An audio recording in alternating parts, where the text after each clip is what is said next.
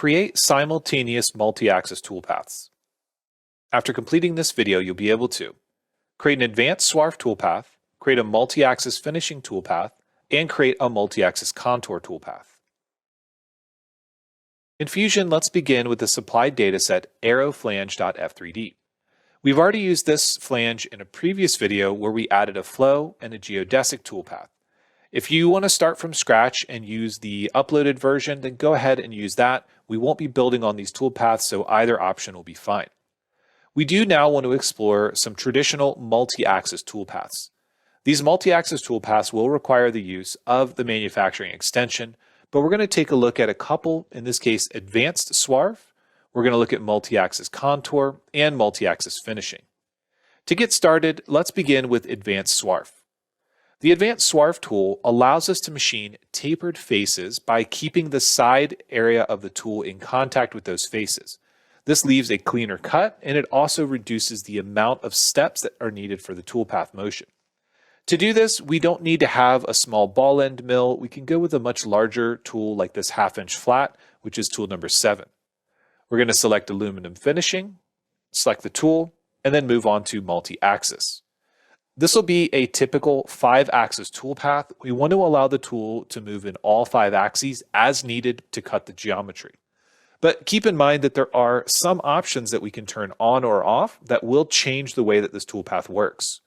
So the first thing that we're going to note is that the tool orientation is fine with Z pointing up. So we're going to leave the tool orientation as is. Under tool axis, note that we've got the synchronization mode set to automatic, which will be okay, and manual synchronization is turned off. Under the geometry section, we're going to use the surfaces option and select this as our swarf surface. Everything else, such as the machining side, will be set to automatic. We aren't going to need guide curves or floor surfaces or even adjacent surfaces for this example. It's pretty straightforward. Note that the model, by default, is going to be set to not cut. So it's using this as an avoid surface, and the swarf that we selected is going to be the cutting surface. In the height section, we're going to leave this set to automatic, and in the passes section, the main thing that we want to do is create an axial offset. We're going to use a negative value, which will allow the end of the tool to extend down below this edge. While this isn't always an option, if we can extend the tool past the lower edge, this will give us a cleaner cut. So I'm going to set this to a value of -0.1. Also note that there are several other options that we have here, such as the cutting mode, but we're going to leave these as is because we don't really have to worry about blending for our case. We're just simply going to say OK. We're going to allow it to calculate, and note that the tool motion is going to be fairly simple for this example. And as we rotate it around, we can see that the tool is being dropped down into the bore, and it's going around and cutting the geometry. However, we don't really know if it's tilting. In the bottom center section of toolpath visibility, we can turn on the tool axes, and this will allow us to see that the tool is in fact tilting, because we can see the upper portion of the tool and the lower portion. If we view this from the top, even though the tool is in the way, we can see that the upper portion is a larger diameter than the lower. We can also do this by viewing it in a simulation. We can simply go to a front or a right-hand view and allow the tool to simulate watching it tilt. I'm going to go ahead and pull the tool forward and enable my analysis, which is going to show a section view. This wants me to look at it from the back, so we'll go to a back view. And we can see here that the tool is tilting as it goes around. We're going to exit the simulation, turn off our analysis, and take a look at another option. Let's go ahead and expand our selection sets and make sure that we're focusing our attention on this side of our part, which is on our right side. This section of our design actually has tapered ribs. We can see that the upper section of this rib is visible, but the lower section is not. This is a great option to get started by using something like an advanced swarf because it allows us to cut these walls and then come back and clean up the corners. What we're going to do is go to multi-axis advanced swarf. We're going to pick a different tool. In this case, we need a much smaller tool with a ball end mill. We're going to select tool number 9, aluminum finishing, and select. From here, we're going to move on to the multi-axis option. In this case, we're going to be using 5-axis, and if we want to, we can reset our tool orientation. We're going to leave this as is for now and allow Fusion to calculate and rotate as it needs. but we do want to change our synchronization mode for the tool axis, and we're going to set this to sync with our ISO curves. Now, this is going to be important because this will dictate the direction of the tool based on the surface that we're going to select. Next, in our geometry section, we need to select the surface of interest. For this example, we're only going to select one. That's going to allow us to work with this one surface. We don't need to worry about calculating the geometry on anything else. We do have the option to turn on guide curves, floor surfaces, and even adjacent surfaces if needed. This can be helpful as it's important to understand where the tool can extend and where it may gouge geometry. For example, if we turn on adjacent surfaces, we'll want to come in and select areas around the face of interest, and this will allow us to have the tangent extension on those. Note that down in the selection group, we've got the model, which is a void, the swarf, which is to be cut, and then we've got this adjacent surface. The action by default is going to be machine surface, which means that it will allow the tool to roll up onto those corners. Let's go ahead and select OK and not worry about any of the other settings. As we take a look in the browser, we can see that everything has been calculated. It's still working on the in-process stock. That's why we have that green dashed circle around the green check mark. And now we can see in-process stock is done. We see our tool axis. We can see the tool coming in from this side and working its way around that swarf wall.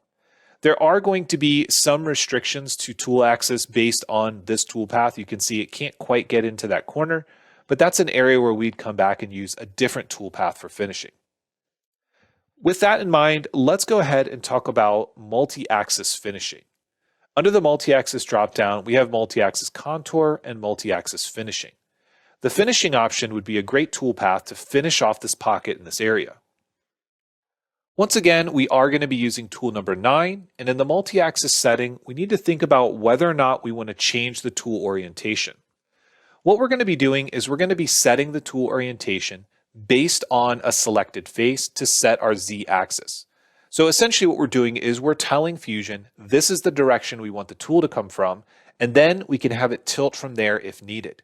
In a lot of cases, you'll find that with multi-axis parts, you can generally get to most of the geometry from a single orientation, and you can minimize the amount the tool needs to lean. And generally, what we would do is we would make sure that we set that orientation based on our specific geometry. From here, we also want to take a look at our tool axis. Instead of setting it to automatic, we're going to use lead and contact point. This opens up a couple of extra options for us. We're going to leave the contact point at the preferred height at 0%, the minimum height is 0, and maximum at 60. But in our preferred angles for minimum and maximum, we do want to reset these values. Currently, it's -10 and +10. We're going to change this to -25 degrees and +25 degrees, giving it just a little bit more range. We also want to talk about our tool axis limits. We've looked at tool axis limits before, but in this case, we actually have a tool axis reference. You can see here it's by the setup z-axis and not the tool orientation. So this is important that we understand if we're using the default z-axis, which is still vertical based on our view cube in the upper right, then we need to think about these values relative to that. So we'd want to go from, let's say, 0 degrees to 100 degrees. From here, let's go ahead and move on to our geometry section. The geometry allows us to machine either floors or walls with this toolpath. We're going to be using the floor option, so we want to select our floor surfaces.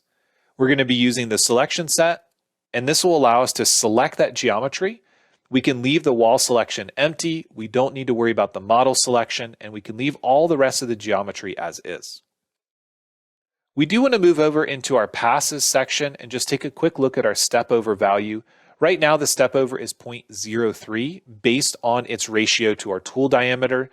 As you're calculating multi-axis toolpaths, remember that setting this as a larger step over value can oftentimes reduce the calculation. That way you can preview the toolpath quicker and go back and make adjustments later. For this, we're going to focus on a fairly small area, so we'll leave it at 0.03. Under linking parameters, however, I do want to change this from full retraction to smooth retraction. This will keep the tool from going too far away from our part, and then we can say OK. Keep in mind, once again, that multi-axis toolpaths will take more time to calculate, and this is why it's important that we understand that things like the step over value can have an impact on how this works. As we're looking at the preview here, we can see that everything does appear to be machined. There may be some areas of overlap that we're missing here.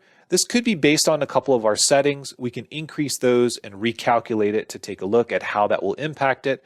But I think in the interest of calculation time, that's something that you should explore on your own, increasing and decreasing those angles and seeing how it restricts or opens up different areas of the toolpath.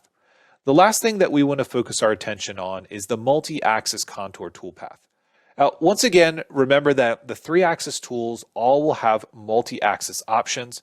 So if you are looking at specific tools like steep and shallow, or maybe some of the other options that you have like flow, you can enable multi-axis options. In our case, we're going to focus on this multi-axis contour toolpath, and we're going to change our tool.